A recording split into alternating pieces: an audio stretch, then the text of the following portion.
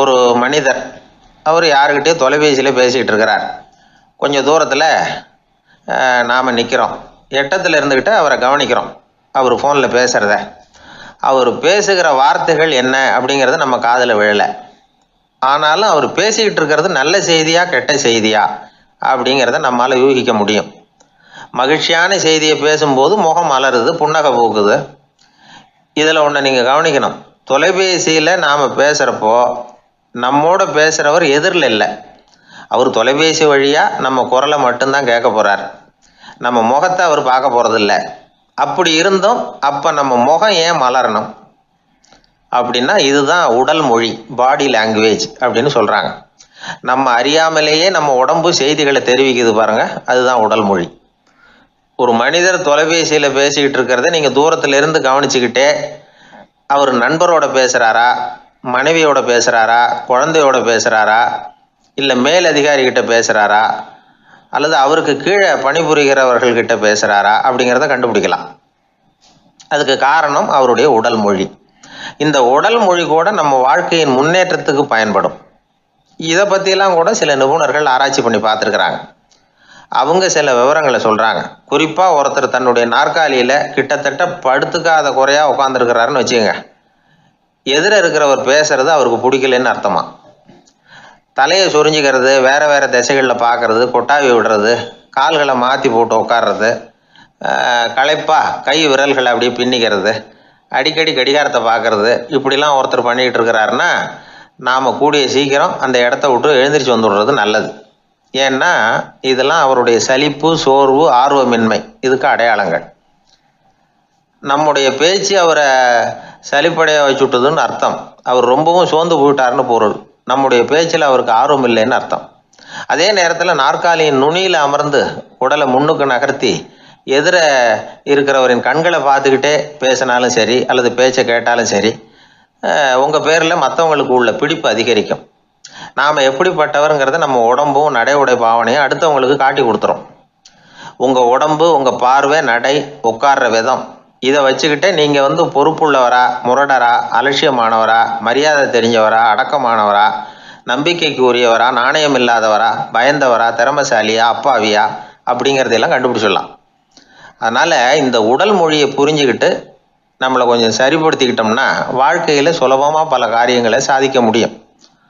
ஒரு மனநல மருத்துவமனை, அங்கே ஒருத்தர் ஒரு நாற்காலியில் உட்காந்துக்கிட்டு கார் ஓட்டுறது மாதிரி அப்படி பாவனை பண்ணிகிட்டு இருந்தார். ஸ்டேரிங்கை திருப்புறது மாதிரி, பின்னாடி வர்ற வண்டியை நிற்க சொல்கிறது மாதிரி, அப்புறம் இவர் ஒதுங்கிக்கிட்டு அவருக்கு வழி விடுறது மாதிரி, இப்படிலாம் சேட்டைகள் பண்ணிக்கிட்டு இருந்தார் மனநல மருத்துவமனையில். இதை பார்த்துக்கிட்டு இருந்த ஒருத்தர் பக்கத்தில் இருந்த இன்னொருத்தர்கிட்ட கேட்டார், இவர் ஏன் இப்படி பண்ணுறாரு, இவருக்கு ஏன் அப்படி வந்தது நிலைமை அப்படின்னு சொல்லி அவர் விசாரித்தார். அப்போ அவர் விவரம் சொன்னார்.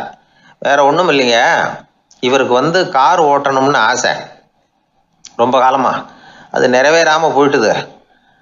அதுக்கப்புறம் அவர் மனநோயாளியாக மாறிட்டார். இங்கே அழைச்சிட்டு வந்தாங்க. இங்கே அழைச்சிட்டு வந்ததுலேருந்து அப்படி தான் பண்ணிகிட்டு இருக்கிறார். அவர் கார் ஓட்டுறது மாதிரிலாம் பாவனை பண்ணிகிட்டு இருப்பார், திருப்புறது மாதிரி பண்ணுவார், பின்னாடி வர்றவங்களுக்கு இடம் விடுவார், இப்படிலாம் செய்கிறார் அப்படின்னு விவரம் சொன்னாங்க. நீங்கள் சொல்லப்படாதா, இப்போ நீங்கள் கார் ஓட்டல, வெறும் நாற்காலியில் தான் உட்காந்துருக்குறீங்க அப்படின்னு நீங்கள் சொல்லப்படாதா அவருக்கு அப்படின்னு கேட்டாங்க. அது முடியாதுங்க, ஏன்னா அந்த காரை கழுவுறதுக்காக அவர் தினமும் எனக்கு 10 ரூபா கொடுத்துக்கிட்டு இருக்கிறார் அப்படின்னாராம் அங்கே வேலை செஞ்சுக்கிட்டு இருந்த ஒருத்தர். அதனால் வாழ்க்கையில் நாம் இந்த உடல் மொழியை புரிஞ்சுக்கணும். உடல் மொழிங்கிறது இப்போ ஆரம்பத்தில் சொன்னது மாதிரி அந்த தொலைபேசியில் பேசுகிறவங்கள தூரத்திலேருந்து பார்த்தாவே அவர் யாருக்கிட்ட பேசுகிறார், என்ன பேசுகிறாருன்னு தெரியும்.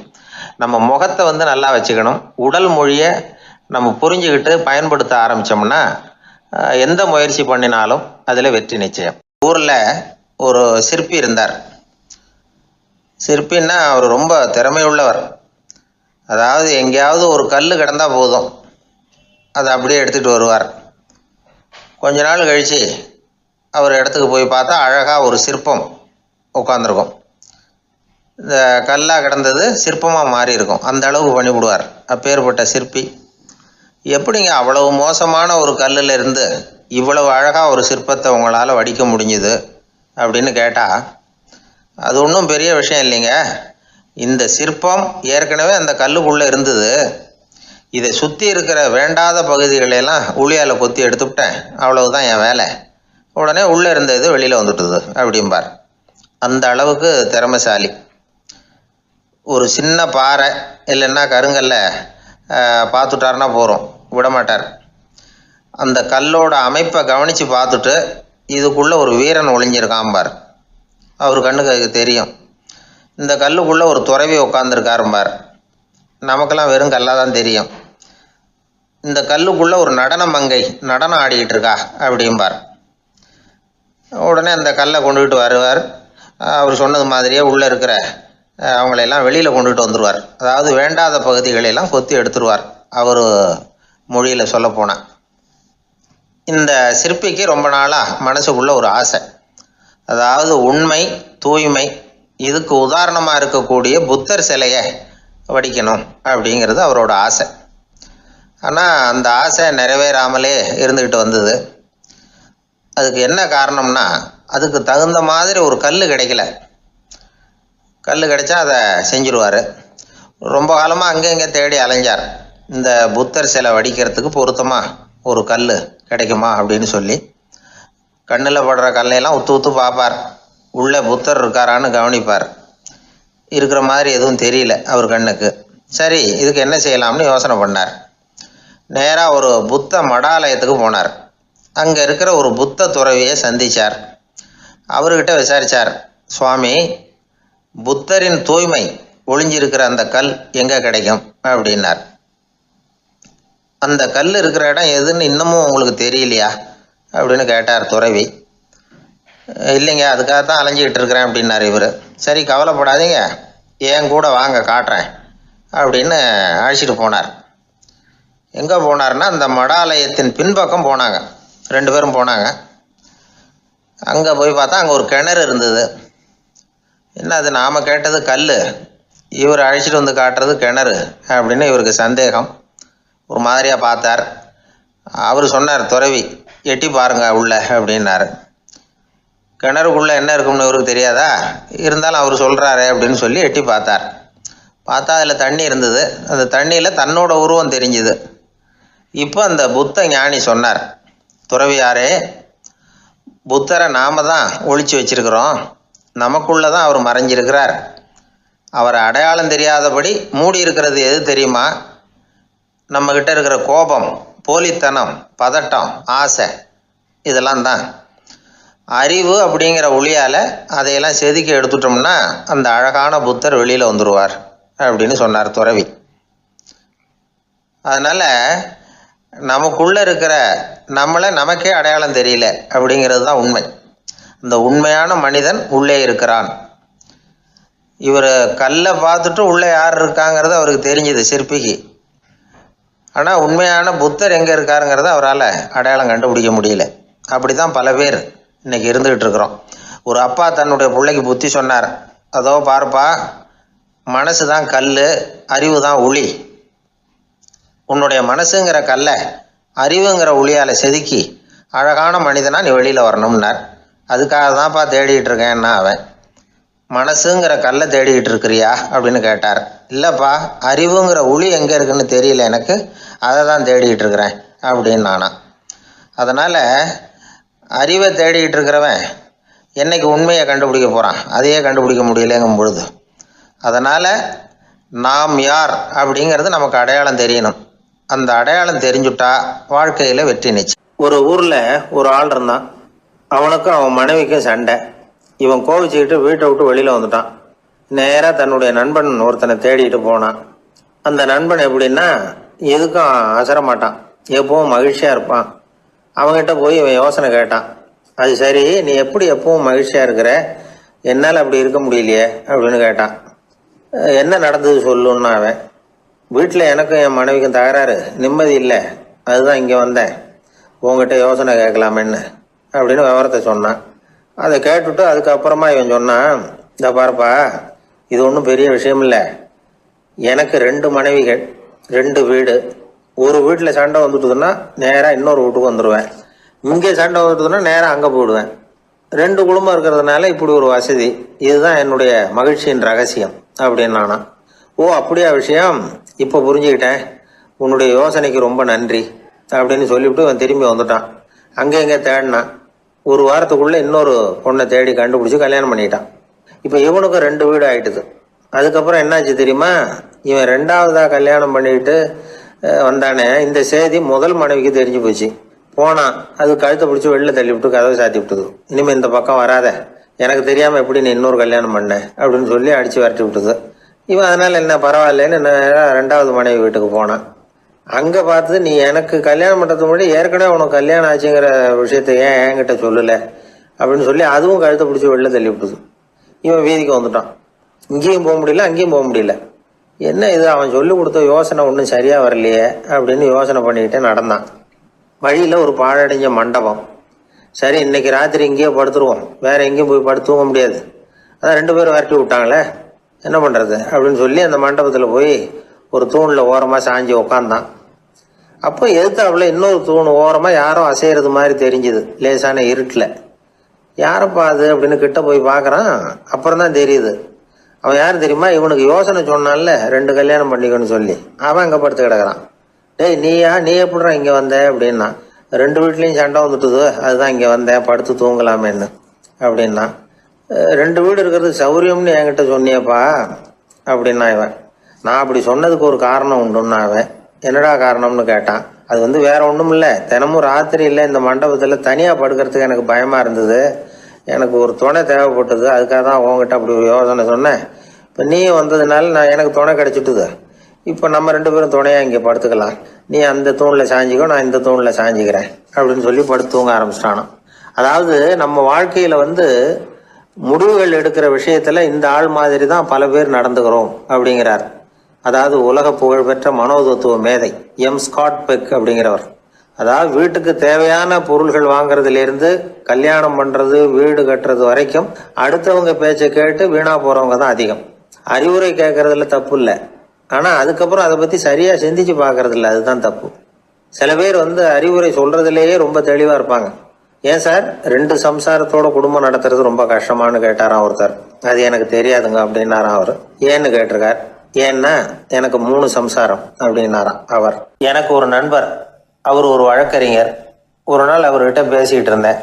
அப்போ கேட்டேன், ஏன் சார் நீங்கள்லாம் கோர்ட்டில் வாதாடுறப்போ கருப்பு நிற அங்கி அணியிறீங்களே, அதுக்கு என்ன காரணம், சட்டத்துக்கும் கருப்பு கலருக்கும் என்ன சம்பந்தம் அப்படின்னு கேட்டேன். அது ஒரு சுவாரஸ்யமான கதைன்னார் அவர். சொல்லுங்களேன் அப்படின்னு அவர் சொன்னார். கிபி 1694 வருஷத்தில் இங்கிலாந்து அரசி 2வது மேரிங்கிறவர் இறந்து போனார். அந்த ராணியோட கணவர் 3ஆம் வில்லியம், அவரு ஒரு உத்தரவு போட்டாராம், அரசியோட மறைவுக்கு அனுதாபம் தெரிவிக்கிற வகையில் வழக்குரைஞர்கள் எல்லாரும் கருப்பு நிற அங்கி அணியணும் அப்படின்னு. அன்னைக்கு ஆரம்பித்த அந்த பழக்கம் அதுக்கப்புறம் மாறவே இல்லையா, இன்னைக்கும் தொடருது. வழக்குரைஞர்கள்லாம் முதல்ல கருப்பு அங்கி மட்டும்தான் அணிஞ்சாங்களாம். அதில் ஒரு சின்ன சங்கடம், ஏற்கனவே உடம்பு கருப்பாக இருக்கிறவங்க அதுக்கு மேலே கருப்பு ட்ரெஸ் வேற போட்டுக்கிட்டா முகம் பளிச்சுன்னு தெரியாது இல்லையா. அதனால் முகம் பளிச்சுன்னு தெரியறதுக்காக அவங்கெல்லாம் வெள்ளை நிற பட்டியை அணிய ஆரம்பித்தாங்களாம். இப்படி தான் இங்கிலாந்தில் அந்த பழக்கம் ஆரம்பமாயிருக்குது. அந்த சமயத்தில் இந்தியாவை ஆண்டது பிரிட்டிஷ்காரங்க தானே, அதனால் இங்கேயும் அந்த பழக்கம் அப்படி நடைமுறைக்கு வந்துட்டுது. அதே மாதிரி சர்ச்சிலின் மூதாதையரான மார்ல்பரோ பிரபுவின் ஞாபகார்த்தமாக நீதிபதிகள் இந்த வெள்ளை குள்ளாய் அணிகிற முறை பழக்கத்துக்கு வந்துதான். இதுதான் என்னுடைய நண்பர் சொன்ன தகவல். இங்கிலாந்தில் நீதிமன்றம்ங்கிறது ரொம்ப மதிப்புள்ளது. அந்த அளவுக்கு சட்டத்துக்கு அங்கே மரியாதை. அங்கே நடந்த ஒரு சுவாரஸ்யமான நிகழ்ச்சியை ஒரு சகோதரி எழுதி அனுப்பியிருந்தாங்க. அவங்க அப்பா நீதித்துறையை சேர்ந்தவரா, அவர் சொன்னதான் இது. அவங்க எழுதி அனுப்பியிருந்த விஷயம் என்னென்னா, அங்கே ஒரு கேஸில் ஒரு முக்கியமான தீர்ப்பு வழங்க வேண்டி இருக்குது. ஜட்ஜு, பாரட்லா படித்த பெரிய பெரிய வக்கீல்கள், ஜூரி எல்லாருமா கூடி அந்த கேஸை பற்றி விவாதிக்கணும். சுமாராக 40 பேர். இதுக்காக கோர்ட்டு ஹாலில் விசேஷ சேம்பரில் நுழையிறதுக்கு முன்னாடி அவங்களெலாம் தங்களுடைய கோட்டு தொப்பி எல்லாத்தையும் கழட்டி அங்கே நின்றுக்கிட்டு இருந்த ஒரு அட்டெண்டர்கிட்ட கொடுத்துட்டு உள்ளே போனாங்க. அந்த ஆள் படிக்காதவர். அவர் ஒவ்வொருத்தர் கொடுக்குறதையும் வாங்கி அங்கே அப்படியே ஒரு இடத்துல அடுக்கி வைக்கிறார். அப்படியே வாங்கி உள்ளே வச்சுக்கிட்டு இருக்கிறார் ஒவ்வொரு இடத்துல. அது அவரோட வேலை. உள்ளே போன ஜட்ஜி, வக்கீல், ஜூரி எல்லாரும் ரொம்ப நேரமாக அந்த கேஸை பற்றி விவாதிக்கிறாங்க. ஒரு நாள் பூரா ஆயிட்டுது. அவ்வளவு தீவிரமாக அக்கு வேறு ஆணி வேறையாக பிச்சு உதறி இருக்கிறாங்க. ஒரு வழியாக 13 மணி நேரம் கழித்து வெளியில் வந்திருக்கிறாங்க. ஒவ்வொருத்தராக வர வர அந்த அட்டெண்டரும் அவங்கவுங்க கோட்டு தொப்பியை அவங்கக்கிட்ட எடுத்து ரொம்ப மரியாதையாக திருப்பி கொடுத்துக்கிட்டு இருக்கிறார். கடைசியாக ஜட்ஜ்மெண்ட்லாம் எழுதி முடிச்சுட்டு ரொம்ப திருப்தியோடவும் களைப்போடவும் வெளியில் வந்துக்கிட்டு இருக்கிறாராம். இந்த ஆள் அவருடைய மேல் கோட்டையும் தொப்பியையும் எடுத்து அவர்கிட்ட ரொம்ப மரியாதையோடு நீட்டினாராம். ஜட்ஜுக்கு ரொம்ப ஆச்சரியம். இந்த ஆள் எப்படி இவ்வளவு பேரோட கோட்டு தொப்பி எல்லாத்தையும் ஞாபகம் பேசகாமல் திருப்பி கொடுக்குறார் அப்படிங்கிறது அவருக்கு ஆச்சரியம். அதனால் அவர் அந்த ஆளை பார்த்து கேட்டாராம், ஏப்பா இந்த கோட்டை கொடுக்குறியே, இது என்னோடது தானா, என்னோடது தான்னு உனக்கு எப்படி தெரியும் அப்படின்னாராம். இதுக்கு அந்த பியூனு ரொம்ப பதவிசா பதில் சொன்னாராம், ஐயா இந்த கோட்டு ஹேட்டை உங்ககிட்ட வாங்கி மாட்டினேன், இப்போ திரும்ப உங்ககிட்ட தரணும், தந்துட்டேன், இதுதான் என்னோட வேலை, மற்றபடி இது உங்களோடதா இல்லையா அப்படிங்கிறதெல்லாம் எனக்கு தெரியாதுங்க அப்படின்னாராம். ஒரு நண்பர்கிட்ட பேசிக்கிட்டு இருந்தேன். அவருடைய உறவினர் ஒருத்தர் ஒரு நேர்முக தேர்வுக்கு போயிருந்தாராம், இன்டர்வியூக்கு. ரொம்பவும் பொறுப்பாகவும் கவனமாகவும் செயல்பட வேண்டிய பதவிக்கான நேர்காணல் அது. இவர் எழுத்து தேர்வில் ஏராளமான மதிப்பெண்கள் வாங்கிவிட்டார். அதனால் அதை பற்றி கவலை இல்லை. இப்போ நேர்முக தேர்வில் தேர்வு பெறணும். ஏராளமான சான்றிதழ்கள் வச்சிருந்தார். நேர்காணலில் கேட்கப்பட்ட எல்லா கேள்விகளுக்கும் சரியான பதில தான் சொன்னார். இருந்தாலும் பாருங்க, அந்த நேர்முக தேர்வில் அவர் தேர்ந்தெடுக்கப்படலை. என்ன காரணம் அப்படின்னு பின்னாடி விசாரிச்ச போதுதான் விவரம் தெரிஞ்சுதான். அது என்ன ஆயிருக்குதுன்னா, அந்த நேர்காணலின் போது இவர் நடந்துகிட்ட முறையில சில தவறுகள் நடந்து போச்சான். முக்கியமா 2 தவறுகள். ஒண்ணு, அவங்க ஒரு கேள்வியை கேட்டு முடிக்கிறதுக்குள்ளேயே இவர் பதில் சொல்ல ஆரம்பிச்சுட்டாராம். ரெண்டாவது என்னன்னா, இவர் நாற்காலியில தாராளமா இயல்பா சாஞ்சி உட்காராம நாற்காலி முனையில உட்கார்ந்துருந்தாராம். இந்த 2 விதமான செயல்பாடுகளும் இவர் அவசரப்படுறவர், பதற்றப்படுறவர் அப்படிங்கிறதுக்கான அடையாளங்கள்.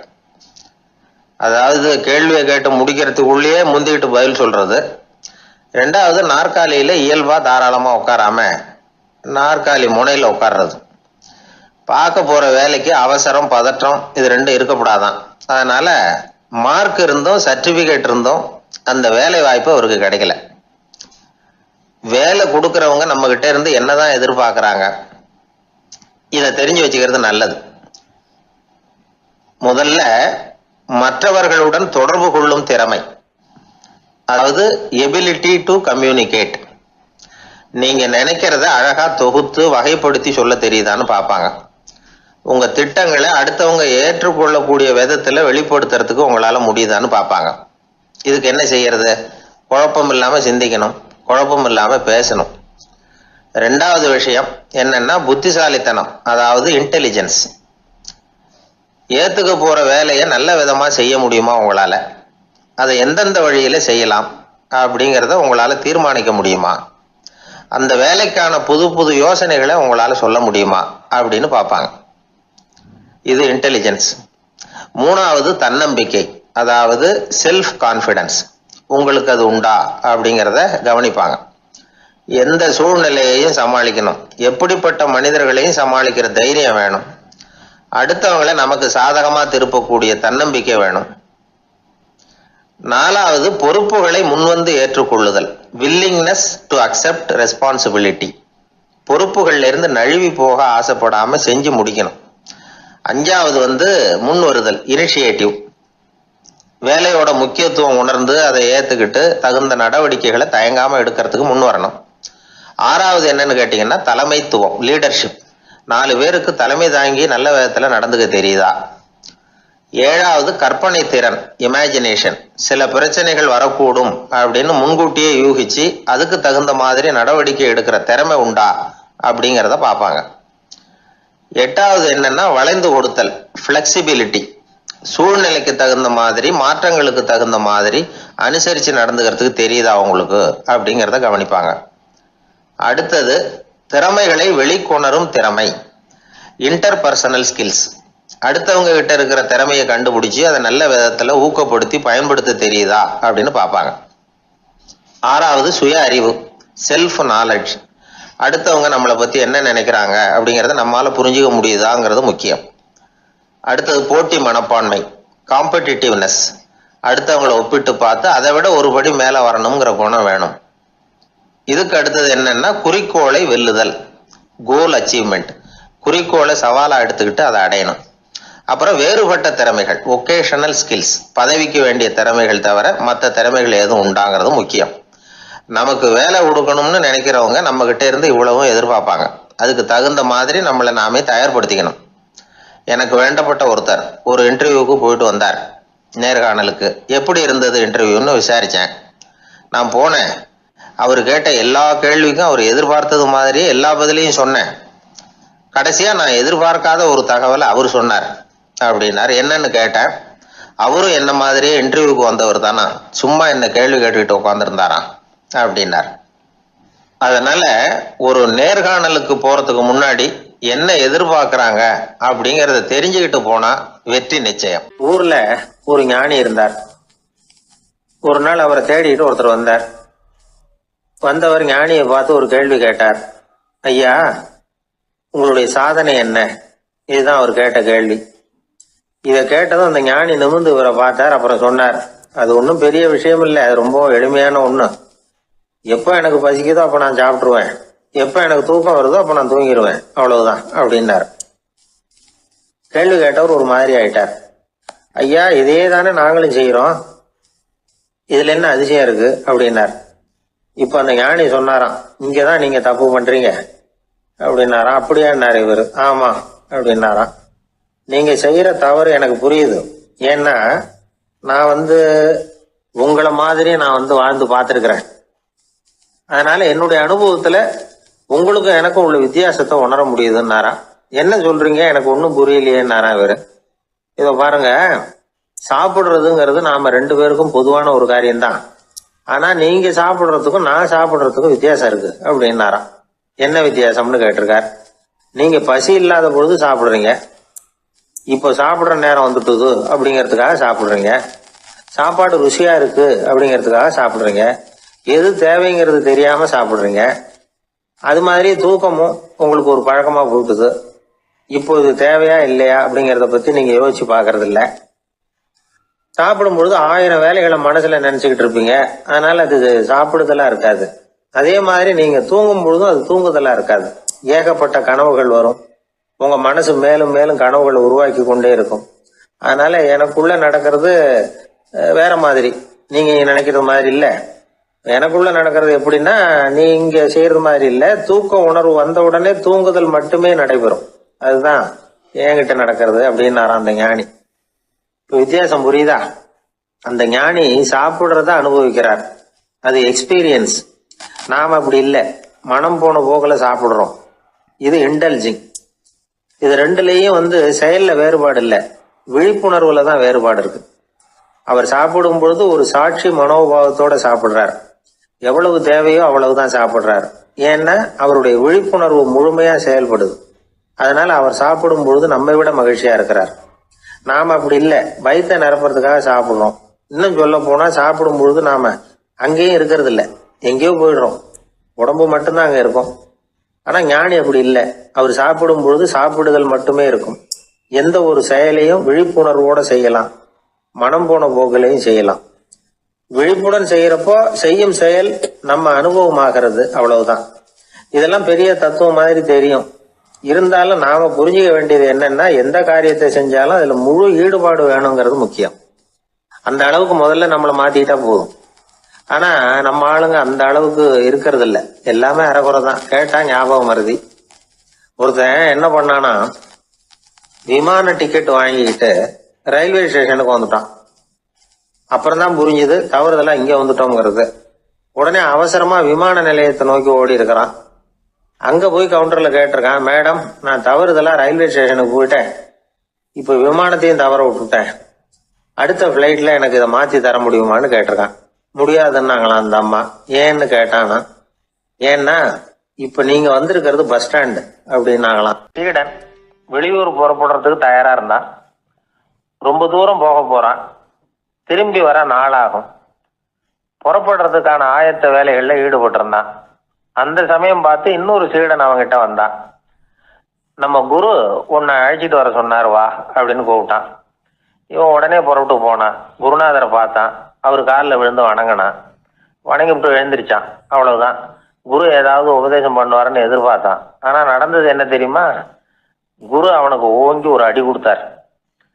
எதிர்பாராம இந்த அடியை வாங்கினதும் அந்த சீடன் அதிர்ந்து போயிட்டான். பக்கத்தில் இருந்த மற்ற சீடர்களும் திகைச்சு போய் நின்றுட்டாங்க. அடி வாங்கின சீடனுக்கு மனசுக்குள்ள குழப்பம். நாம என்ன தப்பு பண்ணணும்? புறப்படுற நேரத்துல இப்படி குரு கிட்ட அடி வாங்குற மாதிரி ஆயிட்டுதே அப்படின்னு நினைச்சு மனசுக்குள்ள ரொம்ப வேதனைப்பட்டான். கொஞ்சம் துணிச்சலை வரவழைச்சுக்கிட்டு குருநாதர்கிட்டயே கேட்டுட்டான். சுவாமி, நான் என்ன தப்பு பண்ணினேன்? என்னை இப்படி அடிச்சுட்டீங்களே. ஒரு வார்த்தை கூட உங்களை எதிர்த்து நான் பேசினது இல்லையே. இவ்வளவு காலமா உங்க விருப்பத்துக்கு விரோதமா ஒரு காரியம் கூட நான் செஞ்சது இல்லையே. வந்ததும் வராததுமா ஒண்ணுமே சொல்லாம என்ன அடிச்சுட்டீங்களே. குருவே, நான் செஞ்ச குற்றம் தான் என்ன அப்படின்னு கண்ணீரோட பரிதாபமா கேட்டானா அந்த சீடன். ஆனா அந்த குரு முகத்துல கொஞ்சம் கூட கோபம் இல்லை. அவர் சிரிச்சுக்கிட்டே நின்றுகிட்டு இருந்தாராம். அதுக்கப்புறம் சொன்னாராம், என்னுடைய அருமை சீடனே, நீ ஒரு தவறும் பண்ணல. நான் உன்னை அடிச்சது நீ ஏதோ தப்பு பண்ணிவிட்டேங்கிறதுக்காக இல்லை. நீண்ட பயணம் போக போற. ஞாபகமா ஏதாவது கொடுத்து அனுப்ப வேணாமா? நீ ஞானம் பெற்ற பிறகுதான் திரும்பி வரப்போறேங்கிறது எனக்கு தெரியும். அதுக்கு பிறகு உன்னை வந்து அடிக்க முடியுமா? அதனால இப்ப கிடைச்சிருக்கிற இந்த வாய்ப்பை பயன்படுத்திக்கிட்டேன். அப்போதைக்கு இப்பவே அடிச்சுட்டேன், அவ்வளவுதான், வேற ஒண்ணும் இல்லை அப்படின்னாராம். குரு சிரிச்சுக்கிட்டே இப்படி சொல்றார். இருந்தாலும் இதுவும் ஒரு உபதேசம் தான். அதிர்ச்சிகளால விழிப்படைய வைக்கிறதும் ஒரு வழிதான். இது ஜென் வழி.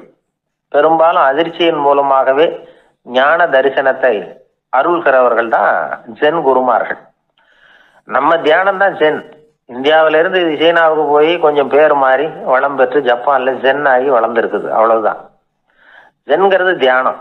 எதை நினைச்சும் தியானிக்கிறது இல்லை, எல்லாத்துலயும் தியானம் இருக்கிறதா சொல்லுது ஜென். பேசுறது, இருக்கிறது, நடக்கிறது, சாப்பிடுறது, சிரிக்கிறது, தூங்குறது, தொழில் செய்யறது அல்லது சும்மா இருக்கிறது எல்லாமே தியானம் தான். ஜென்கிறது ஒரு சுய தரிசனம். தன்னைத்தானே அடையாளம் கண்டுகொள்ளுகிறது தான் அது. இல்லாத எதையும் தேடி கண்டுபிடிக்கிறது இல்லை. சென் மார்க்கத்தை பத்தி ஓஷோ என்ன சொல்றாரு தெரியுமா? காணாமல் போன தன்னுடைய மூக்கு கண்ணாடி தன்னுடைய மூக்கின் மேல் இருப்பதை கண்டுகொள்வது போன்றது சென் அப்படிங்கிறார். நம்மால் இன்னொருத்தர் முகத்தை ரொம்ப நேரமா உத்து பார்த்துக்கிட்டு இருந்தார். என்ன பாக்குறீங்கன்னாரு அவரு. நீங்க போட்டிருக்கீங்களே மூக்கு கண்ணாடி, அதை தான் பாக்குறேன்னாரு இவரு. நீங்க அப்படி பாக்குறதுக்கு விசேஷ காரணம் ஏதாவது உண்டான்னு கேட்டார் இவர். உண்டுன்னார். என்னன்னு கேட்டார். நேத்திக்கு காணாம போன என்னோட மூக்கு கண்ணாடி அது அப்படின்னாராம் இவர். ஒருத்தன் தன்னுடைய நண்பனை வழியில பார்த்தான். என்னப்பா லெட்டர் போட்டுனே கிடைச்சதா அப்படின்னா. ஓ கிடைச்சதேன்னா அவன். இவன் உடனே ஏன்டா போய் சொல்ற, நான் உனக்கு லெட்டரே போடல, சும்மா தான் கேட்டேன், உடனே கிடைச்சிட்டுதுங்கிறியே அப்படின்னா. லெட்டர் போட்டேன்னு நீ போய் சொல்றப்போ அது கிடைச்சதுன்னு நான் போய் சொல்லக்கூடாதா அப்படின்னானா அவன். இப்படிப்பட்டவங்க சில பேர் இருந்தா கூட இன்னைக்கு கடிதம் மூலமா தொடர்பு கொள்ளாதவங்க இருக்கவே முடியாது. அந்த அளவுக்கு அது அவசியமான ஒன்னாயிட்டுது. இந்த அஞ்சல் அட்டைகள் எப்படி ஆரம்பமாச்சு தெரியுமா? ஆஸ்திரியா நாட்டுல ஒரு பேராசிரியர் இருந்தார். அவர் பேர் இம்மானுவேல் ஹெர்மன். அவர் ஒரு நாள் ஒரு பத்திரிகையில கட்டுரை எழுதினாராம். இது நடந்தது 1869. அவர் எழுதின கட்டுரையில மக்கள் அதிகம் செலவு இல்லாம ஒருத்தருக்கு ஒருத்தர் தகவல் பரிமாறிக்கிறது எப்படி அப்படிங்கிறத பத்தி எழுதியிருந்தார். அதுக்கு சில யோசனைகளை அவரே எழுதியிருந்தாராம். எப்படின்னா, அந்த கட்டுரையை எல்லாரும் படிச்சு பார்த்துருக்குறாங்க. அவர் சொன்ன யோசனைகள் என்னன்னு. அது அரசாங்கத்தின் கவனத்துக்கு அது போச்சான். ஆகா, இது அவர் சொல்ற யோசனை நல்லா இருக்கும் போல் இருக்கு அப்படின்னு அவங்களே நினைச்சிருக்கிறாங்க. அவ்வளவுதான். உடனே அந்த யோசனையை நடைமுறைக்கு கொண்டுட்டு வந்தாங்களாம். பேராசிரியர் இம்மானுவேல் ஹெர்மனின் யோசனைப்படி அச்சடிச்ச அரசு முத்திரையோட அரசாங்கம் அஞ்சல் அட்டைகளை வெளியிட ஆரம்பிச்சுதான். 1869 அக்டோபர் 7ஆம் தேதி இது நடந்திருக்கு. உலகின் முதல் அஞ்சல் அட்டை வெளிவந்த நாள் அது. அப்பதான் அதுக்கு பேர் என்ன தெரியுமா? அதாவது கரஸ்பாண்டிங் கார்டு அப்படின்னு பேராது. அதுக்கப்புறம் என்ன ஆச்சுன்னா உடனடியாக அமெரிக்காவிலேயே இது மாதிரியான கார்டுகளை வெளியிட ஆரம்பிச்சிட்டாங்க. அங்கே இதுக்கு என்ன பேர் தெரியுமா? Postal card. அதுக்கப்புறம் 1870 இங்கிலாந்துலேயும் இதை வெளியிட்டாங்களாம். அதை வெளியிட்ட முதல் நாள் அன்னைக்கு என்ன நடந்தது தெரியுமா? மக்கள்லாம் ஏதோ நியாய விலை கடையில் நிற்கிறது மாதிரி பெரிய பெரிய கியூ வரிசையில் நின்று இதை வாங்கினாங்களாம். நம்ம நாட்டில் முதல் அஞ்சலகம் 1927 கல்கத்தாவில் ஆரம்பமாயிருக்கு. இன்னைக்கும் அஞ்சலகம் இல்லாத இடமே இல்லை. அந்த அளவுக்கு அஞ்சல் போக்குவரத்து அதிகமாக இருக்குது. அன்னைக்கு உள்நாட்டில் ஒருத்தருக்கு ஒருத்தர் தகவல் பரிமாற்றம் செய்து கொள்ள மலிவான ஒரு அஞ்சல் அட்டையை அரசாங்கம் வெளியிடலாம் அப்படின்னு பேராசிரியர் எழுதின கட்டுரை இன்னைக்கு எந்த அளவுக்கு ஆகியிருக்கு பார்த்தீங்களா? ஒருத்தன் ஒரு தபால் பெட்டிக்கு பக்கத்தில் தலையை வச்சுக்கிட்டு அவன் பாட்டுக்கு நின்றுட்டு இருந்திருக்கான். அங்கேருந்து இன்னொருத்தன் கேட்டிருக்கான் என்ன ஆச்சுன்னு. கொஞ்ச நேரத்துக்கு முன்னாடி இந்த தபால் பெட்டியில் ஒரு கார்டு எழுதி போட்டேன், விவரமெல்லாம் நல்லா தான் எழுதியிருக்கிறேன், ஆனால் அட்ரஸ் எழுத மறந்துட்டேன் அப்படின்னு நானா. உடனே அவன் அதுக்காக கவலைப்படாத, நான் போட்ட கார்டில் அட்ரஸ் எல்லாம் பின்கோடு உள்பட கரெக்டாக எழுதியிருக்கேன், ஆனால் விவரம் எழுத மறந்துட்டேன் நானா. கவலைப்படாத, கொஞ்ச நேரத்தில் தபால்காரர் வருவார், பெட்டியை திறந்ததும் நம்ம லெட்டரை கேட்டு வாங்கிக்கலாம்னா ஒருத்தன். கொஞ்ச நேரத்துக்கு முன்னாடி அவர் வந்தார், கேட்டேன், அதுக்கப்புறம் தான் மனசுக்கு ரொம்ப கஷ்டமாக போச்சு நானா. இவன் ஏண்டான்னு கேட்டிருக்கான். அவன் இது தபால் புட்டு இல்லையா. ஒரு தடவை கலைவாணர் NS கிருஷ்ணன் பேராசிரியர் கல்கியை சந்தித்து பேசிக்கிட்டு இருந்தாராம். கலைவாணர் கல்கியை பார்த்து எனக்கு கதை எழுத ஆசையாக இருக்குது, எப்படி எழுதுறதுன்னு கேட்டாராம். கதை எழுதுறதுக்கு 4 மை வேணும்னாராம் கல்கி. அப்படியா, அப்படின்னா என்னென்ன கலர் மை அப்படின்னு கேட்டிருக்காரு கலைவாணர் சிரிச்சுக்கிட்டே. நான் சொன்னது கலர் மை இல்லை, அது வேற மை. அதாவது கதை எழுதுறதுக்கு தேவைப்படுகிற 4 மை எதுன்னா, 1 திறமை, 2 பேணாமை, 3வது தனிமை, 4வது பொறுமை அப்படின்னாராம். உடனே கலைவாணர் உங்கள் யோசனை அருமை அப்படின்னாராம். அதுதான் கலைவாணர். பொதுவாக எழுத்தாளர்கள் எழுதுகிற மாதிரி நடந்துக்கிறது இல்லை, ஆனால் கலைவாணர் என்ன சொல்லுவாரோ அதே மாதிரி நடந்துக்குவார். எல்லாருக்கும் எல்லாம் கிடைக்கணுங்கிற கருத்தை சினிமா படங்களில் வலியுறுத்துவார். அதே மாதிரி நடைமுறை வாழ்க்கையிலேயே எல்லாருக்கும் எல்லாமும் கொடுப்பார். பணம், பதவி, புகழ் இப்படி எதுவுமே இல்லாத ஒரு சாதாரண மனுஷனாக இருந்தால் கூட இவர் மனுஷனுக்கு கொடுக்குற மரியாதையில் கொஞ்சமும் குறைச்சல் இருக்காது. இந்த குணம் சாதாரணமாக எல்லாருக்கும் இருக்கிறது இல்லை. அவர் சினிமா தியேட்டருக்கு போய் சினிமா பார்க்குறது வழக்கம். அவர் வந்திருக்கிறாருங்கிறது தெரிஞ்சால் போதும், வெளியில் பிச்சைக்காரங்க வந்து கூடிடுவாங்க. இது அவருக்கு தெரியும். வெளியில் நம்மளை நம்பி ஒரு கூட்டம் காத்துக்கிட்டு இருக்குமேன்னு நினைப்பார். உடனே ஒரு 100 ரூபா நோட்டை கொடுத்து சில்லறையாக மாற்றிட்டு வர சொல்லுவார். படம் முடிஞ்சு வெளியில் வர்றப்போ சில்லறையோடு வருவார், எல்லாருக்கிட்டையும் கொடுத்துருவார். ஏன்னா எல்லாரும் தேடிட்டு வருவாங்க அவரை.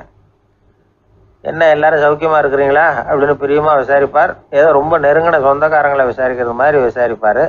தன்கிட்ட இருக்கிற சில்லறையை எல்லாருக்கும் சமமாக பிரித்து கொடுத்துட்டு தான் அங்கேருந்து புறப்படுவார்.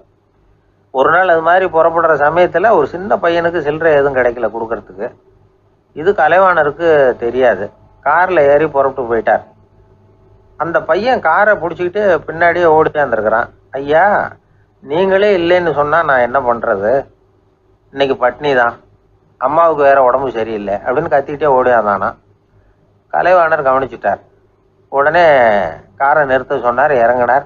அந்த சின்ன பையனை கட்டி பிடிச்சிக்கிட்டு என்னை மன்னிச்சுக்கப்பா, நான் கவனிக்காமல் வந்துட்டேன் அப்படின்னு சொல்லி அழ ஆரம்பிச்சிட்டாராம்.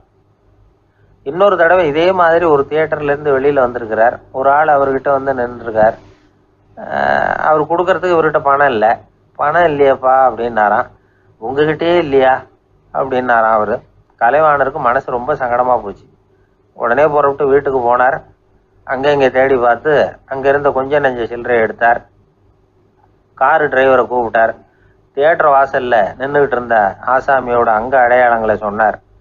காரை எடுத்துகிட்டு போய் அந்த ஆளை கண்டுபிடிச்சி இந்த காசை கொடுத்துட்டு வா அப்படின்னு அனுப்பி வச்சாராம். பிச்சை போடுறதுக்காக காரை அனுப்புனதாக வேற யாரை பற்றியாவது நீங்கள் கேள்விப்பட்டிருக்கிறீங்களா? அவர் ஒரு வித்தியாசமான மனிதர், வித்தியாசமான கலைஞர். கலைவாணரோட சகோதரர் கல்யாணம் நடந்தது. அதில் தியாகராஜ பாகவதர் கச்சேரி முடிஞ்ச உடனே அதில் சம்பந்தப்பட்ட கலைஞர்களுக்கெல்லாம் கலைவாணர் பரிசுகள் கொடுக்குறார். அந்த கச்சேரியில் கடம் வாசித்தவருக்கு மட்டும் மற்ற எல்லாருக்கும் கொடுத்ததை விட பெருசாக ஒரு வெள்ளி கோப்பையை பரிசாக கொடுத்தாராம். மற்றவங்களுக்கெல்லாம் சின்னதாக கொடுத்துட்டு கட வித்துவானுக்கு மட்டும் பெருசா பரிசு கொடுக்குறீங்களே ஏன்னு கேட்டிருக்கிறாங்க. அதுக்கு கலைவாணர் விளக்கம் கொடுத்தாராம். இப்பெல்லாம் ரயிலில் கூட்டம் அதிகங்கிறது உங்களுக்கு எல்லாருக்கும் தெரியும்.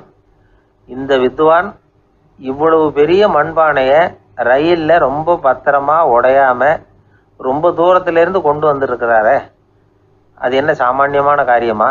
அவரோட அந்த சாமர்த்தியத்தை பாராட்டுறதுக்காக தான் அவருக்கு இவ்வளவு பெரிய பரிசு அப்படின்னாராம். அறிவில் சிறந்தவர்கள் ஆண்களா பெண்களா?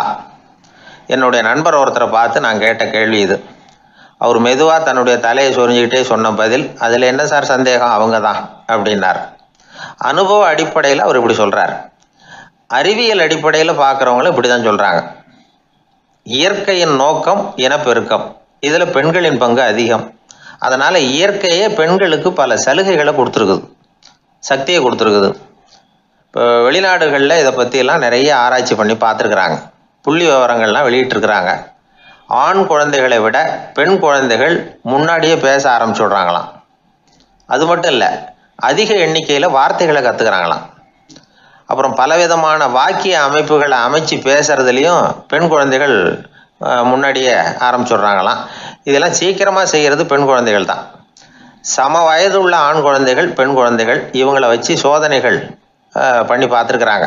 அதாவது ஒரே வயசுள்ள ஆண் குழந்தை பெண் குழந்தை இதெல்லாம் வச்சு அவங்கக்கிட்ட ஒரே கேள்வியை பல விதமாக கேட்குறது, ஒரே செய்தியை வேறு வேறு கோணங்கள்லேருந்து விளக்கிறது, தவறு இல்லாமல் பேசுறது, வேகமாக படிக்கிறது, எழுதுறது, புரிஞ்சுக்கிறது, இப்படி இதை பற்றிலாம் எத்தனையோ சோதனைகள்லாம் செஞ்சு பார்த்துருக்குறாங்க. அப்படி பார்த்ததில் என்ன தெரிஞ்சதுன்னா, அதில் எல்லாம் ஆண் குழந்தைகளை விட பெண் குழந்தைகள் 1.5 மடங்கு அதிக திறமை உள்ளவங்களாக இருக்கிறாங்களாம். இன்னொரு மொழியை கற்றுக்கிறது, பேசுறது, எழுதுறது, இது கூட பெண்களுக்கு சுலபமாக வருதான். 2 மொழிகளை மாற்றி மாற்றி பேசுறது, மொழிபெயர்க்கிறது, இப்படிலாம் கூட சோதனை பண்ணி பார்த்துருக்குறாங்க. இதுலேயும் பெண்களுக்கு தான் அதிக திறன். சரி, இதை விடுங்க. புள்ளி வச்சு கோலம் போடுறது, அதிலிருந்து இந்த கை கடிகாரங்களில் கம்ப்யூட்டர்களில் நுண்ணிய பாகங்களை பொருத்துறது, இது வரைக்கும் பெண்கள் தான் திறமையாக செயல்படுறாங்க அப்படிங்கிறது அந்த சோதனை முடிவு. இந்த நுட்பம், துல்லியம், விரைவு, சிறு கை இயக்கங்களோடு செய்ய வேண்டிய மென்மையான பணிகள், இதுக்கெல்லாம் தேவை கவன குவியம், பொறுமை, இதெல்லாம் பெண்கள்கிட்ட தான் இருக்குதான். அமெரிக்காவில் இன்னொரு சோதனை கூட செஞ்சு பார்த்துருக்குறாங்க. பெண்களின் மூக்கு மோப்ப உணர்வு, இதெல்லாம் எப்படின்னு பார்த்துருக்குறாங்க. பெண்கள் அதிக எண்ணிக்கையில் வாசனைகளை பிரித்து கண்டுபிடிச்சிடுறாங்களாம். ஆண்களால் அந்த அளவுக்கு முடியலையாம். சரி, காது எப்படின்னா செவிப்புலன் உணர்வும் பெண்களுக்கு தான் அதிகமாக. ஒரு கும்பல், அதில் பலவிதமான சத்தம், அதுக்கு இடையில் இந்த குரலோட துணி, ஏற்ற இறக்கம், இதை வச்சே பேசுகிற ஆளை கண்டுபிடிச்சிடுறாங்களாம். ஒரு கூட்டத்தில் தன்னுடைய வீட்டுக்காரர் எங்கே இருக்கார், பிள்ளைகள் எங்கே இருக்காங்க அப்படிங்கிறதெல்லாம் பெண்கள் சீக்கிரமாக கண்டுபிடிச்சிடுறாங்களாம். இன்னொரு விஷயம், ஒரு பொருளை பார்த்த உடனே அது என்னென்னு அடையாளம் கண்டுக்கிறது, அதை மனசில் பதிய வச்சுக்கிறது, அப்புறமா இன்னொரு சந்தர்ப்பத்தில் அது எங்கே இருந்தது அப்படின்னு சரியாக ஞாபகப்படுத்திக்கிறது, இது மாதிரி சோதனைகள்லாம் கூட பெண்கள் தான் முன்னணியில் இருக்கிறாங்க. ஒரு சராசரி சூழ்நிலையில் ஆண்களை விட அதிகமான எண்ணிக்கையில் புன்னகை புரியறது, சிரிக்கிறது பெண்கள் தானா. அதிகமாக தோழமை உணர்வோடு பேசுறது அவங்க தானா. 2 பெண்கள் பேசிகிட்டு இருக்கிறதையும் பாருங்கள், அதே மாதிரி 2 ஆண்கள் பேசிகிட்டு இருக்கிறதையும் பாருங்கள். ஆண்கள் ஒரு அடி தள்ளியே நின்று பேசிகிட்டு இருப்பாங்க.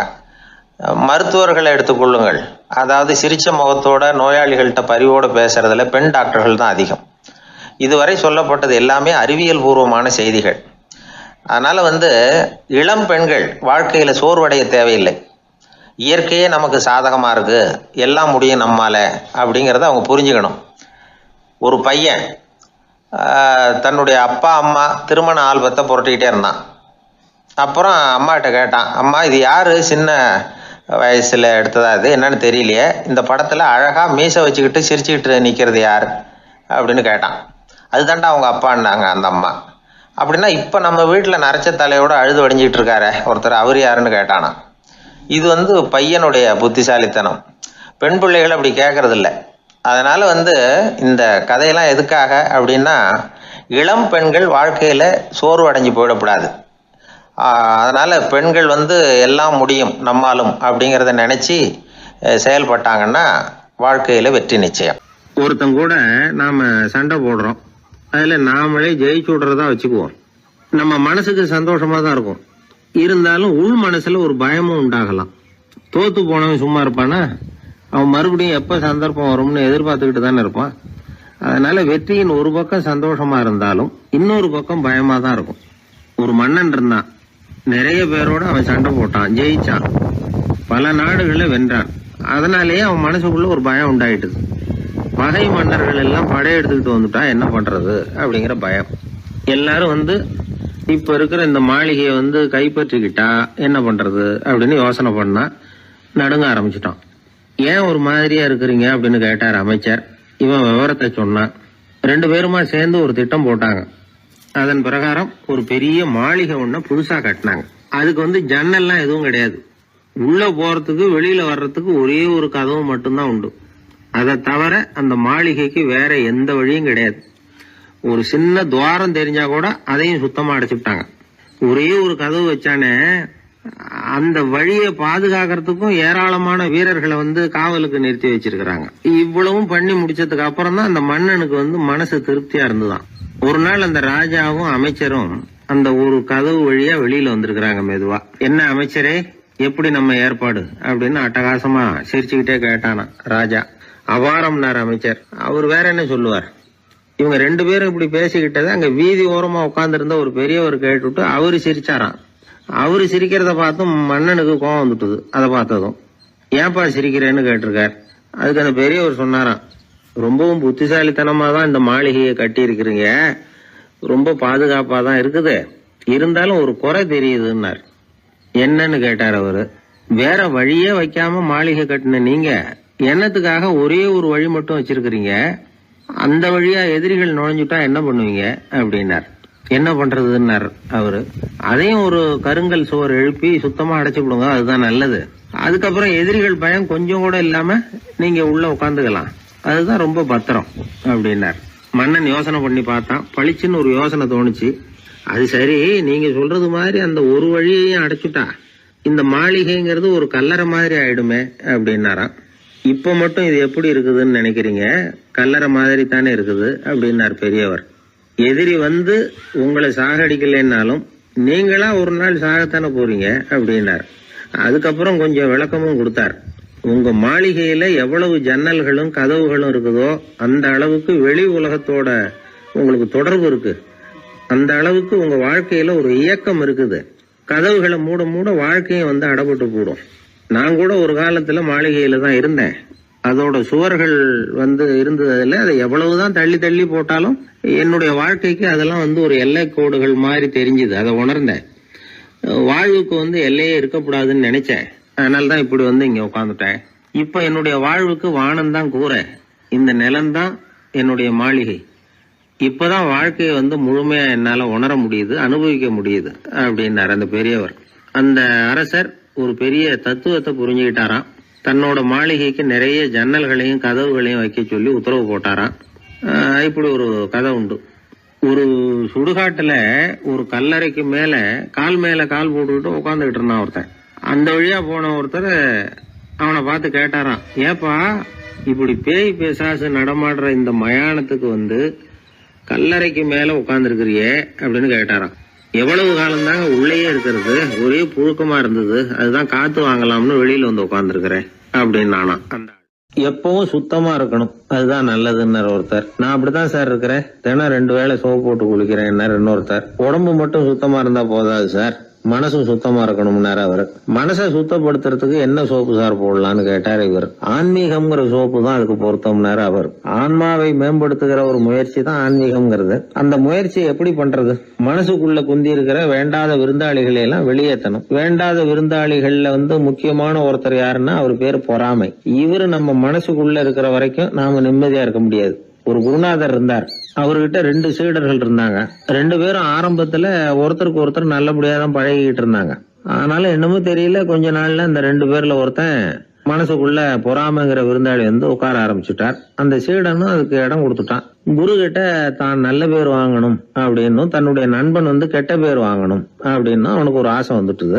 என்ன பண்ணலாம்னு யோசனை பண்ணான். ஒரு நாள் விடியற் காலையில எழுந்திருச்சான். நேரா குரு கிட்ட போய் அவர் முன்னாடி நின்னான். குருவே, என்ன பாருங்க, நான் எவ்வளவு சீக்கிரமா எழுந்திருச்சு குளிச்சு முடிச்சுட்டு உங்களை வணங்குறதுக்காக நிக்கிறேன். ஆனா அவன் இருக்கானே இன்னமும் கண்ணு முழிக்கவே இல்லை, தூங்கிக்கிட்டே இருக்கிறான், தூங்கு மிஞ்சி அப்படின்னா. குருநாதர் நிமிந்து பார்த்தார். அப்படியா? அப்படின்னா நீயும் கூட அவன மாதிரியே தூங்கி இருந்தா நல்லா இருந்திருக்குமேன்னார் ரொம்ப பொறுமையா. என்னது, நாம எவ்வளவு தீவிரமா ஒரு விஷயத்த சொல்றோம், அதுக்கு நம்ம குருநாதர் ரொம்ப பொறுமையா இப்படி சொல்றாரு அப்படின்னு நினைச்சான். ஆச்சரியமா அவரை பார்த்தான். குருநாதர் சொன்னார், ஆமாப்பா, நீயும் தூங்கிக்கிட்டு இருந்திருந்தா அடுத்தவனை பத்தி குறை சொல்றதுக்கு இங்க வந்திருக்க வேண்டிய அவசியம் இருந்திருக்காது, அதனால அப்படி சொன்னேன் அப்படின்னாராம். சீடன் யோசிக்க ஆரம்பிச்சான். அர்த்தம் புரிஞ்சது. உடனே பொறாமைய மனசுல இருந்து தூக்கி எறிஞ்சுட்டானாம். மனசு சுத்தமாயிட்டு. மனசுக்குள்ள இருந்து விரட்ட வேண்டிய இன்னொரு விருந்தாளி, அவர் பேர் கோபம். சினம் தன்னையே கொன்னுடும் அப்படிங்கிறார் வள்ளுவர். கோபத்துக்கு மனசுல இடம் கொடுக்காத சில பெரியவர்களும் உண்டு. ஒருத்தர் இருந்தார். அவர் ஒரு சமயம் கோதாவரி நதியில போய் குளிச்சுட்டு திரும்பி வந்துட்டு இருக்கிறார். ஒரு பெரியவர் வர்ற வழியில ஒரு மரத்து மேல உட்கார்ந்திருந்த ஒருத்தன் அவர் மேல துப்பி போடுறான். இவர் உடனே திரும்பி போய் மறுபடியும் குளிச்சுட்டு வர்றார். அப்பவும் துப்புறான். அவர் கோவப்படல, பேசாம மறுபடியும் திரும்பி போய் குளிச்சுட்டு வர்றாரு. இப்படி பல தடவை நடந்துகிட்டே இருக்குது. ஒரு கட்டத்துல இந்த ஆளு தோத்து போய் அவர் காலிலே விழுறான். ஆச்சரியப்பட்டு கேக்குறான், அது எப்படிங்க நீங்க கோவப்படாம இருக்கிறீங்களே, அது எப்படி அப்படின்னா, அதுக்கு அந்த பெரியவர் சொன்னாராம், நான் கோவப்பட்டிருந்தா என் மனசு அசுத்தமா இருக்கும். உடம்பு அசுத்தமான குளிச்சு சுத்தப்படுத்திக்கலாம், மனச அப்படி சுத்தப்படுத்த முடியாது, அது கொஞ்சம் கஷ்டம் அப்படின்னாராம். ஆக கூடி மனசு அசுத்தமாகாம பாத்துக்க வேண்டியது நம்ம கடமை. மனசை அசுத்தப்படுத்துற இன்னொரு விஷயம் சுயநலம். ஒரு சுயநலவாதி ஆத்துல விழுந்துட்டார், சுழல்ல சிக்கிக்கிட்டார். இன்னொரு சுயநலவாதி கரையில இருந்து இத பார்த்தார். ஒரு கயத்தை தூக்கி போட்டு அதை புடிச்சுக்க சொல்லி கரையில இழுத்து காப்பாத்தினார். அவரு கரையில ஏறின உடனே இவரை பார்த்து, என்ன காப்பாத்தினதுக்காக உங்களுக்கு 50 காசு கொடுக்கலாம்னு பாக்குறேன், ஆனா என்கிட்ட 1 ரூபாயா இருக்கு, சில்லறையா இல்ல அப்படின்னாராம். உடனே காப்பாத்தினவர் இவரை பார்த்து, அப்படின்னா நீங்க இன்னொரு தடவை தண்ணியில விழுந்துருங்க, நான் காப்பாத்துறேன், 1 ரூபாயா கொடுத்துடலாம் அப்படின்னாராம். இப்படிப்பட்டவங்க எல்லாம் எத்தனை தடவை தண்ணியில விழுந்தாலும் மனசு சுத்தமாக போறதில்லை. இந்த உலகத்துல 7 வகையான மனிதர்கள் இருக்கிறாங்களாம். டாக்டர் எட்வர்டு பாஷ் அப்படிங்கிறவர் சொல்றார், மனிதர்களோட மனோநிலை அடிப்படையில அவங்கள 7 வகையா பிரிக்கலாம்ங்கிறார் அவர். அது எப்படி தெரியுமா? முதல் வகை பயந்த குணம் உள்ளவர்கள். சார் ரொம்ப பயந்த சுபாவம், வீட்டுல கூட வாயை திறக்க மாட்டார், சாப்பிட போறப்ப மட்டும்தான் கொஞ்சம் வாயை திறப்பார் அப்படிங்கிறோம்ல, அவங்க எல்லாம் இந்த ரகம். 2வது வகை எப்படின்னா சஞ்சலப்படுகிறவர்கள், எதுக்கு எடுத்தாலும் கலக்கம் குழப்பம், இப்படியே காலம் தள்ளுறவங்க, பல பேரை பார்த்திருப்பீங்க, அவங்க எல்லாம் இந்த ரகம். 3வது வகை எப்படின்னா யதார்த்த உலகை மறந்து கற்பனை உலகத்திலேயே மிதக்கிறவங்க, இளைஞர்கள், கவிஞர்கள், இப்படி பல பேர் இருக்கிறாங்க. எப்ப பார்த்தாலும் கற்பனை உலகத்திலேயே மிதந்துகிட்டு இருப்பாங்க. கிட்டத்துல போய் என்னங்க ஒரு மாதிரியா இருக்கிறீங்களே அப்படின்னு கேட்டு பாருங்க, ஒரு அற்ப புழுவை பாக்குறது மாதிரி உங்களை பார்ப்பாங்க. அதுவும் இந்த வானத்து நிலா என்னை வாவென்று அழைக்கிறது, எனக்கு விரைவில் ஒரு நாள் சிறகுகள் முளைக்கும், சிறகடித்து பறந்து செல்லுவேன், என் செல்ல நிலாவை கொஞ்சி விட்டு திரும்பி வருவேன், அப்படி இப்படின்னு பேச ஆரம்பிச்சிருவாங்க. கொஞ்சிறது அப்புறம் இருக்கட்டும்ப்பா, இப்ப கஞ்சிக்கு வழிய பாருடா அப்படின்னா அதை காதல வாங்க மாட்டான். 4வது வகை மனிதர்கள் எப்படின்னா தனிமை உணர்வு மிக்கவர்கள். இவங்கெல்லாம் மற்றவங்களோட சகஜமா நெருங்கி பழகிறது இல்ல, தான் உண்டு தன்னுடைய வேலை உண்டுன்னு போறவங்க. அடுத்த வீட்டுல இருக்கிறது யாருன்னு கேட்டா கூட அடுத்த வீடுன்னு ஒண்ணு இருக்கா அப்படின்னு கேட்பாங்க. அவங்க கிட்ட மேற்கொண்டு என்னத்தை பேசுறது. 5வது வகை மனிதர்கள் எப்படின்னா மற்றவர்கள் செல்வாக்குக்கு உட்பட மறுப்பவர்கள். அடுத்தவங்க செல்வாக்குக்கு இவங்க ஆட்படுறது இல்ல. நான் யார் தெரியுமா அப்படின்னு கேட்டா அதை தெரிஞ்சுக்கிட்டு எனக்கு என்ன ஆக போகுது அப்படிம்பாங்க. 6வது வகை எப்படின்னா எப்பவும் எதுலயும் பற்று இல்லாம இருக்கிறவங்க. இது ஒரு துறவு மனப்பான்மை. இயல்பாவே சில பேர் இப்படி இருக்கிறது உண்டு, அவங்களுக்கு எதுலயுமே ஒரு ஈடுபாடு இருக்காது.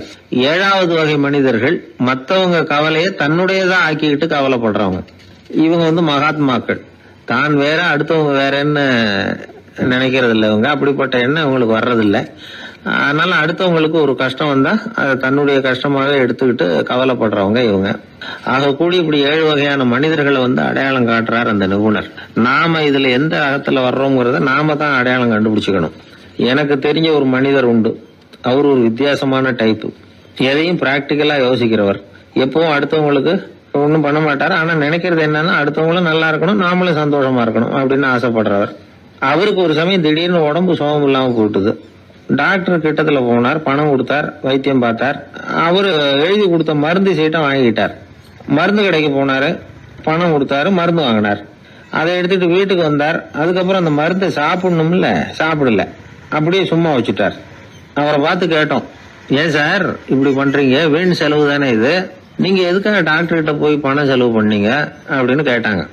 அதுக்கு சொல்றாரு, டாக்டர் வாழணும் இல்லையா அதுக்காக. சரி, அதுக்கப்புறம் என்னத்துக்கு மருந்து வாங்கினீங்க அப்படின்னு கேட்டா, மருந்து கடைக்காரர் வாழணும் இல்லையா, அதுக்காக அப்படின்னாரு. சரி, அப்புறம் ஏன் வாங்கின மருந்து சாப்பிடாம வச்சிருக்கிறீங்க அப்படின்னா, நான் வாழணும் இல்லையா அதுக்காக அப்படின்னாராம் அந்த ஆள். ஒரு பூங்கா, அங்க ஒருத்தர் நின்றுட்டு இருக்கிறார், ஏதோ ஆழ்ந்த யோசனையில இருக்கிறார். அந்த பக்கமா இன்னொருத்தர் வந்தார், இவரை கவனிச்சார். என்ன யோசனைன்னு கேட்டார். எப்படி எழுந்திருக்கிறதுன்னு யோசனை பண்ணிட்டு இருக்கிறேன்னாரு அவர். கேட்டவருக்கு ஒரு மாதிரி ஆயிட்டது. ஏற்கனவே நின்றுகிட்டு இருக்கிற ஒருத்தர் எப்படி எழுந்திருச்சு நிக்கிறதுன்னு யோசிக்கிறாருன்னா அது ஆச்சரியம் தானே. அதுக்கப்புறம் இவர் யோசிக்க ஆரம்பிச்சார், என்ன இவர் இப்படி பேசுறாரு அப்படின்னு. கீழே விழுந்தாதானே எழுந்திருச்சு நிக்க முடியும். எழுந்திருக்கணும்னு நினைக்கிறவங்க முதல்ல கீழே விழணும். இவர் முதல்ல கீழே விழணும், அதுக்கப்புறம் தான் எழுந்திருக்கிறது எப்படின்னு சிந்திக்க முடியும். இந்த உலகத்துல எல்லாருமே கீழே விழுந்து எழுந்தவர்கள் தான். இப்ப இந்த குழந்தை பருவத்துல கீழே விழாம நடைபயில கற்றுக்கிட்டவங்க யாராவது உண்டா? சின்ன வயசுல ஒரு தடவை கூட கீழே விழல சார், அப்படியே பிறந்தாரு வளர்ந்தாரு பெரியவர் ஆயிட்டார் அப்படின்னு யாரையும் சொல்ல முடியாது. மனுஷங்கிறவன் விழுந்து புரண்டு எழுந்துதான் நடக்க கத்துக்கிறான். ஒரு உண்மையை நாம எல்லாரும் புரிஞ்சுக்கணும். இந்த உலகத்துல தவறு செய்யாத மனிதர்களே யாரும் கிடையாது. அப்படி இருக்கிறப்போ எப்போதாவது நாம தவறு பண்ணிவிட்டோம்னா அதுக்காக மனசு உடைஞ்சு போயிடக்கூடாது, வாழ்க்கையில வெறுப்பு வந்துடக்கூடாது. தவறு நடந்துட்டுதா அதுக்காக மனசு உடைஞ்சு போடாதீங்க, அதை ஒரு பாடமா எடுத்துக்கங்க. அதே தவறு மறுபடியும் நடக்காம வேணும்னா பாத்துக்கலாம், அது போதும். தடைக்கல்ல படிக்கெல்லாம் மாத்திக்கணும், இதுதான் இதுல முக்கியம். ஒரு அலுவலகம், அங்க ஒரு அதிகாரி, அவர் உயர்ந்த பதவியில் இருந்தார், சிறந்த நிர்வாகின்னு பேர் வாங்கினவர். அவர் தனக்கு கீழே வேலை செய்யறவங்க கிட்ட எல்லாம் சொல்லுவாராம், இந்த நிறுவனத்துல நீங்க எத்தனை தடவை வேணும்னாலும் தவறுகள் செய்யலாம், ஒரே விஷயம் என்னன்னா ஒரே தவறை மறுபடியும் செய்யக்கூடாது, அது முக்கியம் அப்படின்பாராம். இத மேம்போக்கா பார்த்தா அவர் ஏதோ தன்னுடைய ஊழியர்களை தவறு செய்ய தூண்டுறது மாதிரி தெரியும். ஆனா உண்மை அப்படி இல்ல. இன்னைக்கு என்ன நடக்குது தெரியுமா? அநேகமா எல்லா மனிதர்களுமே ஒரே தவறை தான் மறுபடியும் செய்யறாங்க. விளையாட்டு வீரர்கள் ஒரே மாதிரியான தவறுகளை திரும்ப திரும்ப செய்யறது உண்டு. கணக்கு எழுதுறவங்கள பாருங்க, ஒரே தப்ப மறுபடியும் செய்வாங்க. அலுவலகம் வருகிறவர்களை கவனிங்க, ஒரு நாள் தாமதமா வந்தா பரவாயில்ல, தினமும் தாமதமா வருவாங்க. இது மாதிரி செய்த தவறையே திரும்ப திரும்ப செய்யறதுக்கு என்ன காரணம்? ஞாபக மறதி, கவனக்குறைவு, தன்னுடைய திறமை பேர்ல அளவுக்கு மீறிய நம்பிக்கை, இப்படி இதுல ஏதாவது ஒரு காரணமா இருக்கலாம் அப்படிங்கிறாங்க இது பற்றி ஆய்வு செய்கிற வல்லுநர்கள். ஒரு தடவை செஞ்ச தவிர மறுபடியும் செய்யறது இல்லைன்னு முடிவு செஞ்சுக்கிட்டு அதை செயல்படுத்த கத்துக்கணும், அது போதும், வாழ்க்கை வெற்றிகரமா அமையும் அப்படிங்கிறாங்க அந்த அனுபவசாலிகள். அதனால வெற்றிகரமா வாழ்க்கையில நடைபோட விரும்பும் இளைஞர்கள் தவிர்க்க வேண்டியது என்னன்னா, முதல்ல சோம்பலை தவிருங்கள், சுறுசுறுப்பாக இயங்குங்கள் அப்படிங்கறது அவங்க அறிவுரை. 2வது ஞாபக மறதி, எந்த செயல்லையும் ஈடுபாடு வேணும், அக்கறை வேணும். 3வது கவனக்குறைவு, எதையும் அலட்சியப்படுத்தக்கூடாது.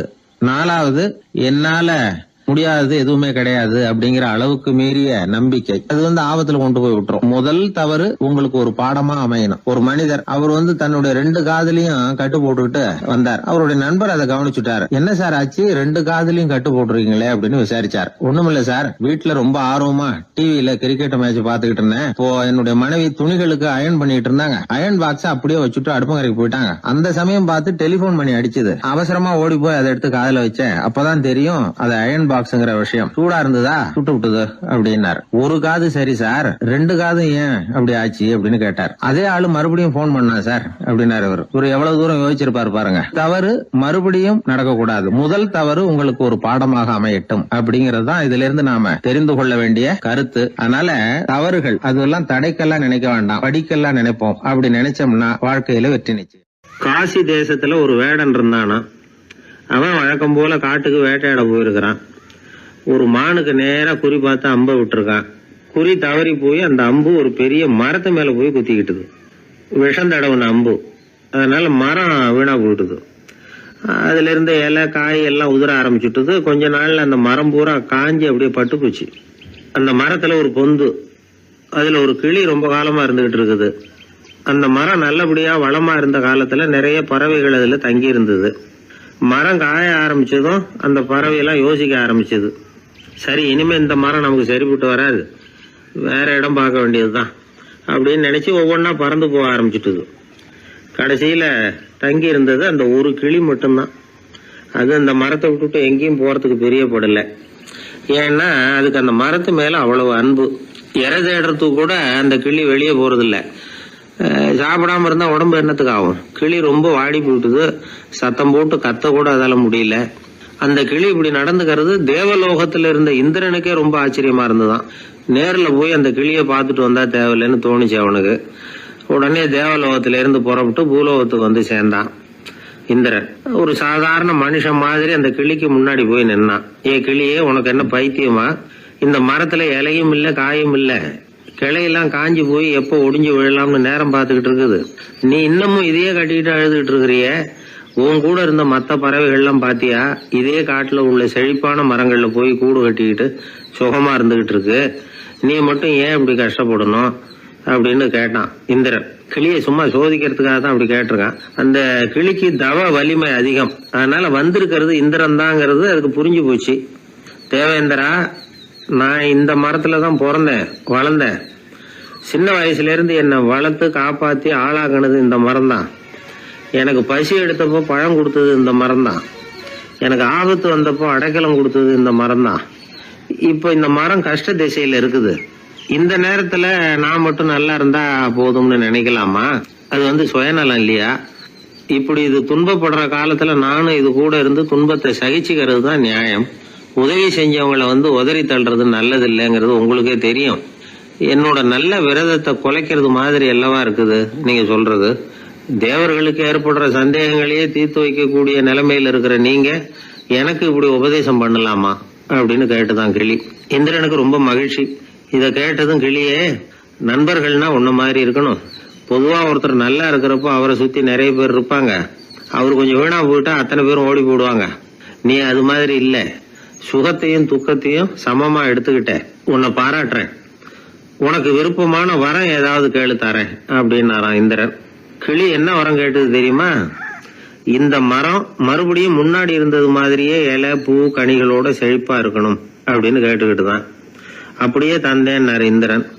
அடுத்த வினாடியே மரம் முன்னாடி இருந்ததை விட செழிப்பா பூத்து குலுங்க ஆரம்பிச்சுட்டுது. அந்த கிளியும் ரொம்ப நாள் சந்தோஷமா வாழ்ந்துட்டு அதுக்கப்புறம் இந்திரலோகம் போய் சேர்ந்துதான். மகாபாரதத்துல பீஷ்மர் தர்மருக்கு இந்த கதையை சொல்றார். மற்றவர்கள் துன்பப்படுறப்போ இந்த கிளி மாதிரி எவன் பரிவு கொள்றானோ அவன் மேன்மை அடையறது நிச்சயம் அப்படின்னு அவர் சொல்றார். சரி, அந்த கதையை இந்த சமயத்துல எதுக்கு சொல்லணும் அப்படின்னா, வயசான காலத்துல அம்மா அப்பாவை கவனிக்காத பிள்ளைங்க காதல இது விழட்டுமேங்கிறதுக்காக தான். மத்தவங்க துன்பப்படுறப்போ பரிவு காட்டினாலே அந்த அளவுக்கு மேன்மை கிடைக்கும்னா, பெத்தவங்க துன்பப்படுறப்போ பரிவு காட்டினா எந்த அளவுக்கு மேன்மைங்கிறத நினைச்சு பார்க்கணும். ஒரு வயசான அப்பா தன்னோட பிள்ளைய பத்தி ரொம்ப மெச்சுக்கிட்டார். என் பிள்ளை எப்பவும் புத்திசாலித்தனமா குடும்பம் நடத்துறான். அவன் சம்சாரம் கோவிச்சுக்கிட்டு பிறந்த வீட்டுக்கு போற அளவுக்கு அவன் நடந்துகிட்டதே இல்லை அப்படின்னார். அப்படிங்களான்னு கேட்டோம் ஆச்சரியமா. ஆமாங்க,